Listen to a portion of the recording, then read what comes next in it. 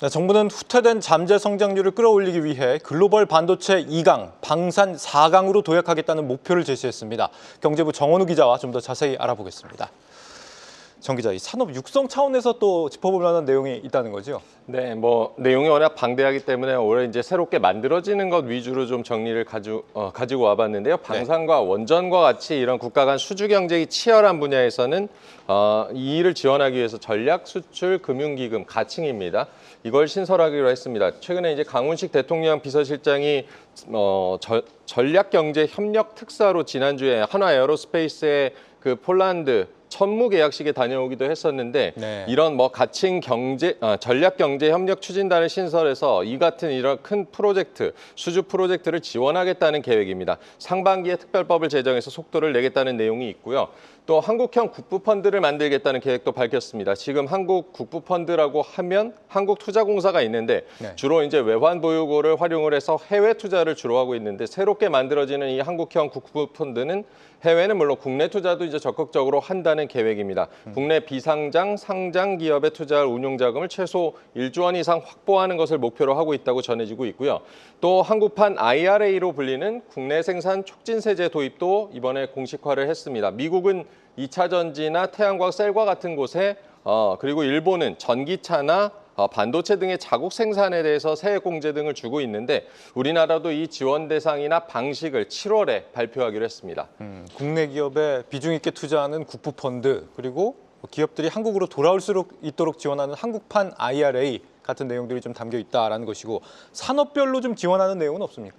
네, 투자자분들 이번 정부가 어떤 산업을 이제 육성해 나갈 것인가를 좀 주목해 보시면 좋겠는데요. 국가 전략 산업 육성, 그 맨 앞에 K 반도체 세계 2강 도약이라는 목표를 이번에 정부가 달았습니다. 쉽게 말하면은 대만을 넘어서 미국과 어깨를 나란히 하겠다는 것인데요. 지난달에 이제 산업부 업무보고에서 당시 2047년까지 700조 원을 투입해서 팹리스를 육성하겠다는 계획을 보고를 했었는데요.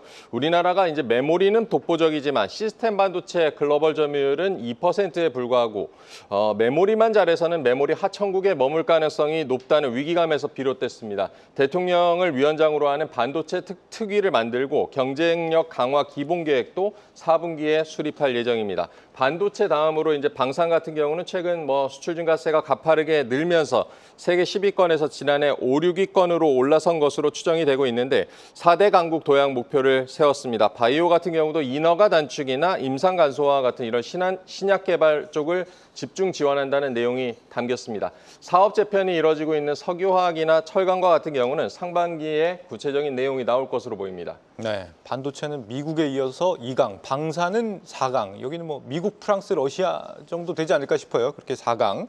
그리고 가장 중요한 AI는 어떻게 지원한답니까? 네, 앞서 말씀드린 내용들은 국가 전략 산업들을 어떻게 키우고 정리할 것인가 하는 내용이고, 초혁신 경제를 위해서는 AI 3대 강국을 목표로 내걸었습니다. 인프라와 산업, 인재까지 이제 전 분야에서 AI 대전환을 하겠다는 방향을 제시를 했습니다. 국가 AI 컴퓨팅 센터 연내 착공을 공식화를 했고요. 최근 논란도 있지만 독자 AI 모델도 이제 곧 공개하겠다고 예고를 했습니다. 피지컬 AI도 이제 집중 육성하기로 했는데요. 로봇이나 자동차, 선박, 드론, 팩토리와 같은 지금 보시는 것처럼 올해 관련 프로젝트들이 쏟아질 것으로 예고가 됐습니다. 고용이나 납세, 신약 심사와 같은 이런 공공 분야에도 AX, 그러니까 인공지능 대전환을 하겠다는 것이고, 교육 분야까지 누구나 AI를 접할 수 있는 AI 기본 사회를 구현하겠다는 계획을 세웠습니다.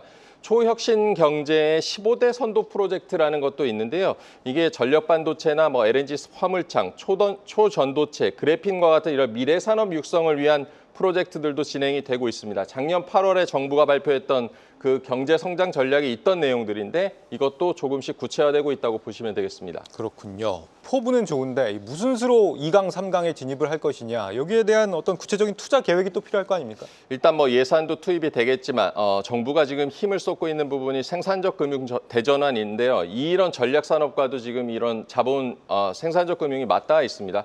국내 국민 성장 펀드가 이제 150조 원 규모로 작년에 출범을 했고, 올해 보시면은 AI 반도체, 모빌리티 이런 30조 원 규모의 투자에 실제로 이제 착수를 하겠다는 겁니다. 자본 시장 시장도 전략산업을 육성하는데 적극적인 역할을 하겠다라는 계산이고요. 또 올해부터 3,500억 달러 규모의 대미 투자도 이제 본격화될 텐데 관련해서 이제 조선업 밀집 지역의 함정 MRO 클러스터 조성하고 그 SMR 특별법을 개정해서 한미 원전 기업 간의 공급망 협력 그리고 제3국으로 공동 진출을 지원하겠다는 내용도 담겼습니다.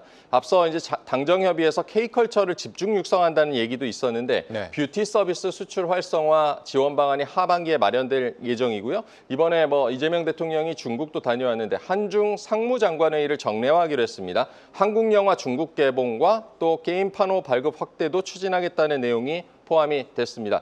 이번 경제성장 전략은 재정경제부 홈페이지에도 지금 공개가 됐을 텐데요. 관심 있는 분야는 직접 찾아서 참고해 보시면 좋겠습니다. 네, 정부가 주요 산업들을 어떻게 육성해 갈지 전략을 들어봤습니다. 정원우 기자였습니다.